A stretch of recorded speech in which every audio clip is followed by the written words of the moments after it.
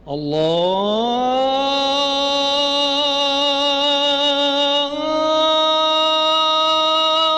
أكبر الله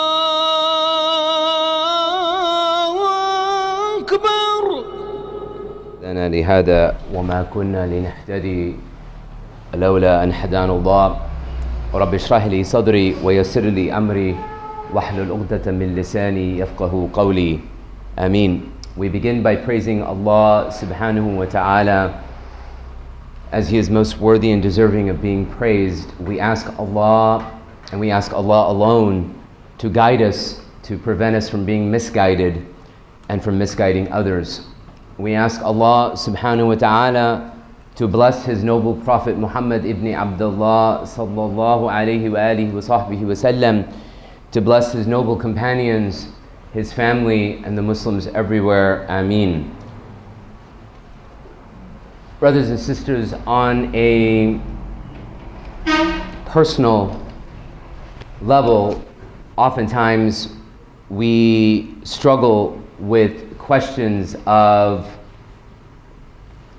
who we are and what our role and responsibility and what our relationship to this world and to the life that we live and how we should live it. These are questions that we as individuals grapple with regardless of where we are with our own relationships with Allah subhanahu wa ta'ala and His deen. These are questions that are inescapable, and they are questions that, as I said, we as human beings, given our nature, continue to struggle and to grapple with. And Allah subhanahu wa ta'ala presents for us in the Quran answers for us to contemplate, or gives us guidance, of course, and allows us to reflect upon these questions, these fundamental questions to who we are and what we're doing here and what the purpose of life is, in a way that we begin to try to answer those questions, those, as I said, critical and fundamental questions by way of Allah subhanahu wa ta'ala's guidance and huda. And so what I wish to do today is to highlight some of those ayat of the Quran, some of those exhortations of the Quran that in which Allah subhanahu wa ta'ala is engaging us as the reader, as believers, so that we can reflect upon those overarching questions of meaning in a way, as I said, that is in harmony with and is related to the guidance that Allah subhanahu wa ta'ala has given us. First and foremost, as we all know, and again, these are verses that I imagine all of us have read or reflected upon in some capacity. Allah subhanahu wa ta'ala says, وَمَا خَلَقْتُ الْجِنَّ وَالْإِنسِ إِلَّا لِيَعْبُدُونَ. And Allah subhanahu wa ta'ala says that indeed, assuredly, that He has created jinn and mankind for the sole purpose of ubudiyah, of worship to Him, worship to Allah subhanahu wa ta'ala. And so our disposition, if you will, is that we are created with a God-given nature in terms of the way in which Allah has created us and instilled in our hearts and in us is a disposition to ubudiyah, to worship of Allah subhanahu wa ta'ala. This is our fitrah. This is the primordial nature, the very nature of how we have been created and for what purpose we have been created. And ubudiyah is such a broad and inclusive term that it relates to not only those things that we often think of when it comes to worship or ibadah, that is to say, ritualized, packaged, daily regimented or periodically regimented ibadah, whether it's prayer, fasting, charity. These are all forms of ubudiyah, of worship to Allah subhanahu wa ta'ala. And they are fundamental. And there's no getting around that, and there's no other way to look upon ibadah fundamentally other than that. If we could please move forward to accommodate as many people as possible, especially the brothers. And so that is fundamentally what ibadah is. But also to take upon it on a broader scale, how we live our lives, how we relate to other human beings, how we relate to our families, our spouses, the obligations that we have upon us to provide for our families, to nurture our children, to foster in our communities a sense of fraternity and belonging. All of those things are and can be manifestations of that ubudiyah to Allah subhanahu wa ta'ala, of that worship to Allah subhanahu wa ta'ala. And so to again go back to what I began with regards to the fundamental questions of who we are and why we are here. Well, first and foremost, and indeed fundamentally, we are here for the sake of ibadah. And human beings, as I said, are given to this disposition of ubudiyah. We are, as beings, as a creation of Allah, homo-religious, if you will. We have been created with a sense of religiosity, with a sense of seeking out greater meaning in life, and turning to a creator who has created us, and for whom and to whom we observe, and to whom we that we respond to what He has obligated upon us, what He expects of us. That is how we have been created, and that is the very essence of why we have been created, is to be in a state of submission and in a state of servitude and subjugation to the will of Allah subhanahu wa ta'ala. So ubudiyah and ibadah is first and foremost for the purpose for which we have been created.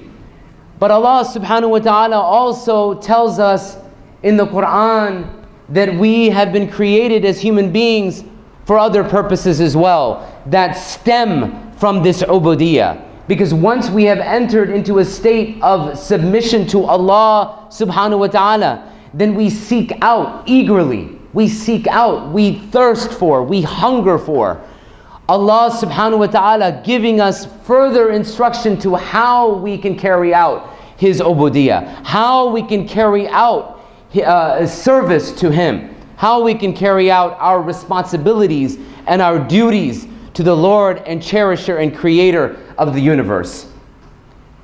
So Allah subhanahu wa ta'ala tells us that when He created mankind, when He created humanity in the form of Adam alayhi salatu wassalam, and in the form of Banu Adam, the progeny of Adam, the first human being that was created.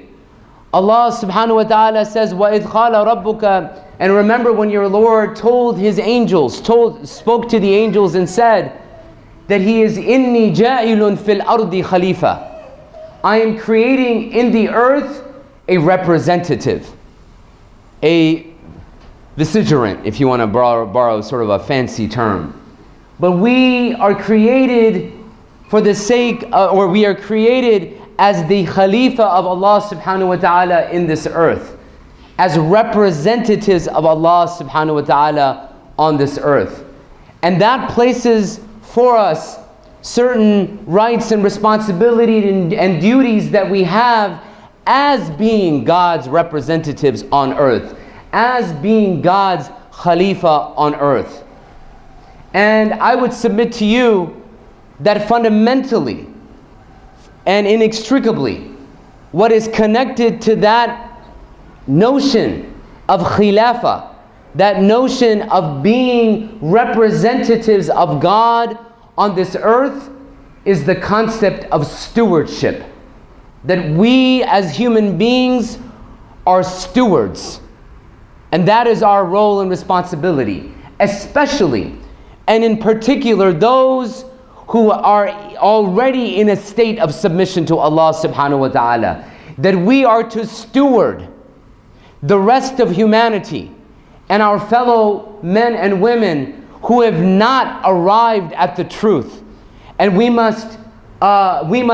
are in a state where we should serve as stewards, as allowing others to arrive at those truths, to arrive at that conclusion that they owe a responsibility and a duty to Allah subhanahu wa ta'ala. That we are to nurture and to create a social order in which other human beings are able to arrive at that truth.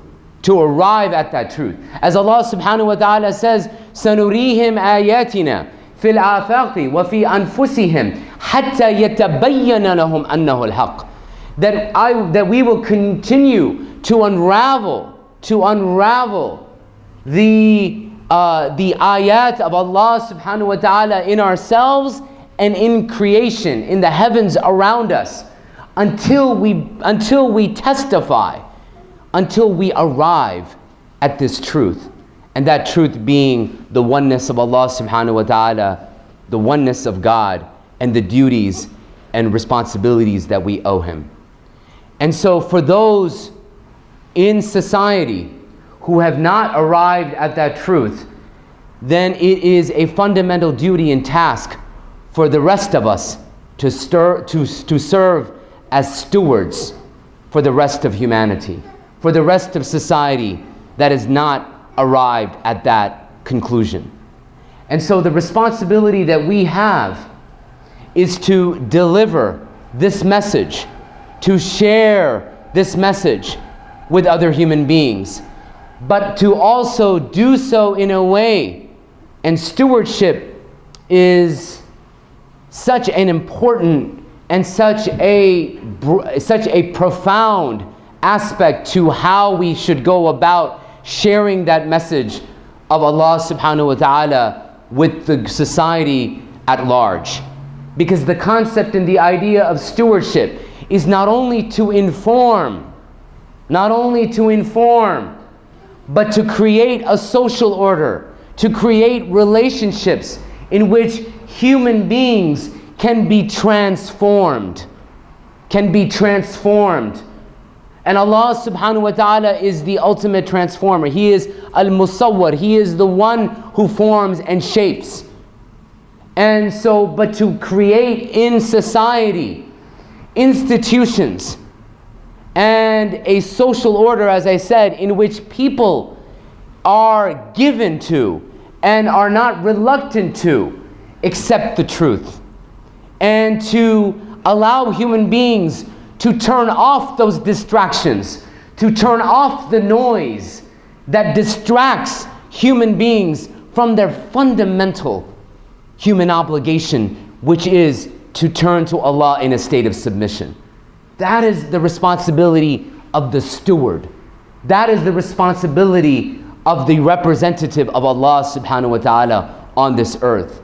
And so it's not enough for us just to individually develop our own relationship with Allah, but we have a God-given responsibility to share this message, to deliver this message, and to bring about a change in which other human beings can also readily arrive at that same conclusion, can also accept the truth for the purpose for which they have been created. That is the responsibility of the steward. And then finally, Allah subhanahu wa ta'ala tells us that He has created the human being as a custodian of the heavens and earth. إِنَّا أَرَدْنَا الْأَمَانَةَ عَلَى السَّمَاوَاتِ وَالْأَرْضِ. That indeed when we revealed the trust, the amana, to the heavens and the earth and even the mountains, وَالْجِبَالِ فَأَبَيْنَ أَنْ يَحْمِلْنَهَا وَأَشْفَقْنَ مِنْهَا وَحَمَلَهَا الْإِنسَانِ إِنَّهُ كَانَ ظَلُومًا جَهُولًا. Allah subhanahu wa ta'ala says that when He revealed the amana, and we'll talk about that momentarily, that when He revealed the trust of the heavens and earth to all of creation, they all were weary of it, and they ran from that obligation, except human beings. They decided to take upon that burden of bearing the amana, of bearing the trust. And indeed, as Allah subhanahu wa ta'ala tells us, indeed human beings were foolhardy, and they were oppressing themselves because they didn't realize the full burden of that, or the full burden of that which they bore, that which they had taken the responsibility of. And so the amana of the heavens and earth, having that to bear that trust from Allah subhanahu wa ta'ala. By way of analogy, if I were to give you something to keep in safekeeping, either because I was traveling, or because I was going to be away, or because I simply didn't have the time that I needed to take care of that thing. And so if I left you that thing to take care of as safekeeping, when I were to return, and when I were to ask for that, whatever that I had given you for safekeeping, I let you borrow my car, or I leave my children with you to take care of for a day or a few hours.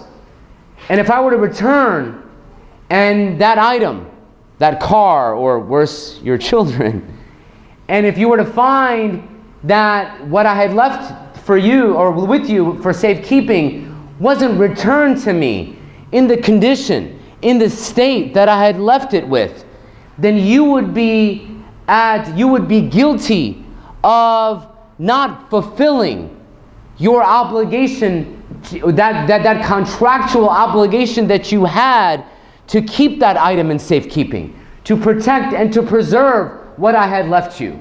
And that is the very essence of what an amana is. I give you something in trust. You are the trustees of what I give you.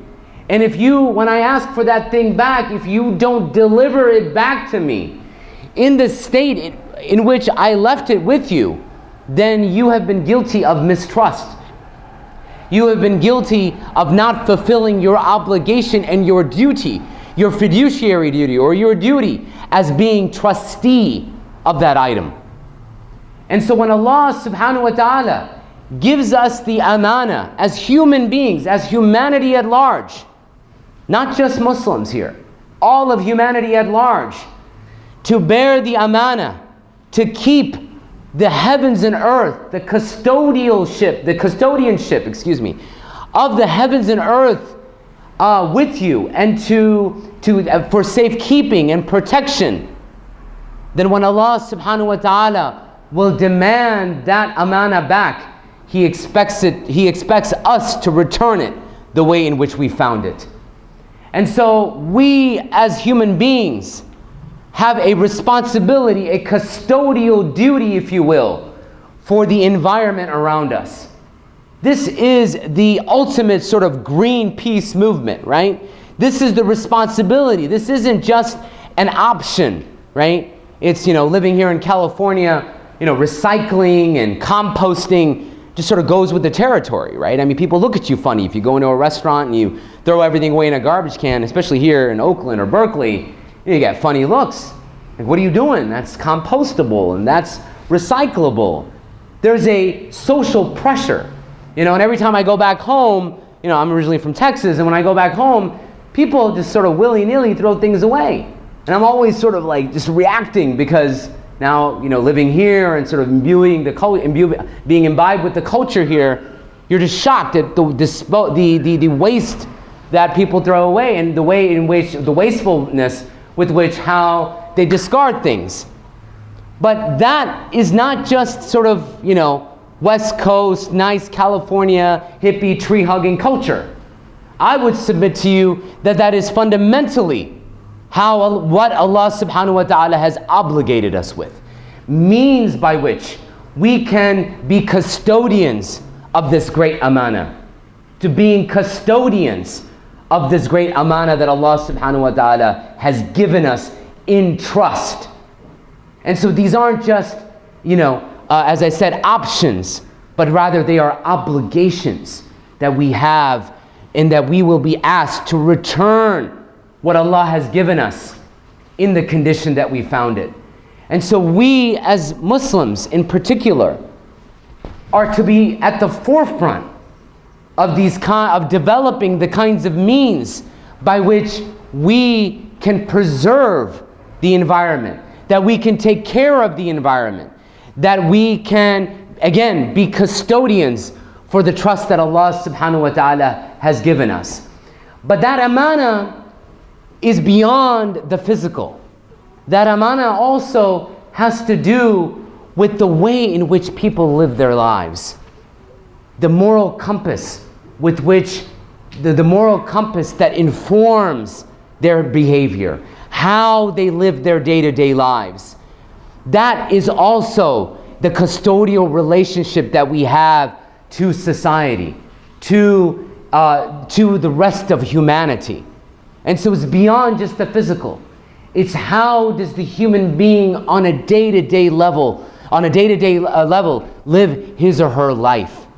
And so again, going back to the idea of being the representatives of God, we also not only have the responsibility of being stewards, but also custodians for which Allah subhanahu wa ta'ala has given us.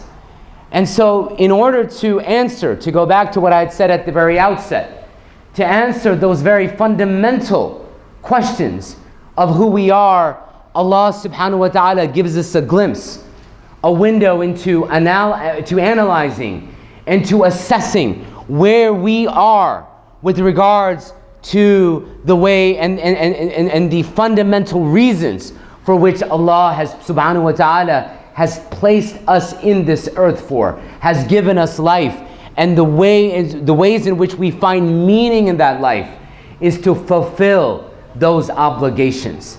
The obligations of worship, the obligations of being God's representatives on earth, and the responsibilities of being custodians for the amana that Allah subhanahu wa ta'ala has given us.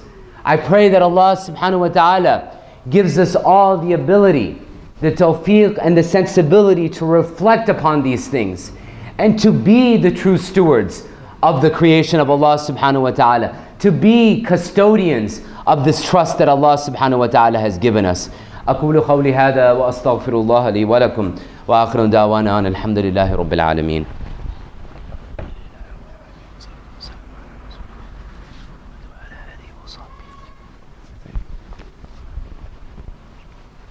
إن الحمد لله نحمده ونستعينه ونستغفره ونعوذ بالله من شرور أنفسنا ومن سيئات أعمالنا من يهده الله فلا مضل له ومن يضلل فلا هادي له ونشهد أن لا إله إلا الله وحده لا شريك له ونشهد أن محمدا عبده ورسوله صلى الله عليه وآله وصحبه وسلم.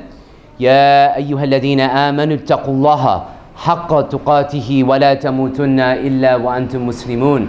يا أيها الناس اتقوا ربكم الذي خلقكم من نفس واحدة وخلق منها زوجها وبث منهما رجالا كثيرا ونساء واتقوا الله الذي تساءلون به والأرحام إن الله كان عليكم رقيبا. يا أيها الذين آمنوا اتقوا الله وقولوا قولا سديدا يصلح لكم أعمالكم ويغفر لكم ذنوبكم ومن يطع الله ورسوله فقد فاز فوزا عظيما. وبعد، إن الله وملائكته يصلون على النبي يا أيها الذين آمنوا صلوا عليه وسلموا تسليما. اللهم صل على سيدنا محمد وعلى آل سيدنا محمد وبارك وسلم. ربنا آتينا في الدنيا حسنة وفي الآخرة حسنة وقنا عذاب النار. ربنا لا تؤاخذنا إن نسينا أو أخطأنا. ربنا ولا تحمل علينا إسرا كما حملته على الذين من قبلنا. ربنا ولا تحملنا ما لا طاقة لنا به واعف عنا واغفر لنا وارحمنا أنت مولانا فانصرنا على القوم الكافرين. يا مقلب القلوب ثبت قلوبنا على دينك. اللهم إنا نسألك رضاك والجنة ونعوذ بك من سخطك والنار. سبحان ربك رب العزة عما يصفون وسلام على المرسلين والحمد لله رب العالمين. And let us all not forget to pray for the Muslims who are suffering in Syria. Pray for the Muslims that are suffering in Egypt. May Allah subhanahu wa ta'ala alleviate their condition, alleviate their suffering. May Allah subhanahu wa ta'ala bring to justice those who oppress them and those who speak unspeakable harms upon those communities. May Allah subhanahu wa ta'ala relieve them, have mercy upon them, and to forgive those who have given their lives for the struggle. May Allah subhanahu wa ta'ala heal and give shifa to those who are suffering. May Allah subhanahu wa ta'ala fully heal and give shifa to those that are suffering and are ill, be it here or be it abroad. And may Allah subhanahu wa ta'ala rectify the state of the Muslims of the world over. May Allah subhanahu wa ta'ala give us collectively tawfiq and have mercy upon us. And may Allah subhanahu wa ta'ala continue to shed His grace and His mercy and His maghfirah upon us. سبحانك اللهم وبحمدك واشهد ان لا اله الا انت واستغفرك واتوب اليك واقيموا الصلاه.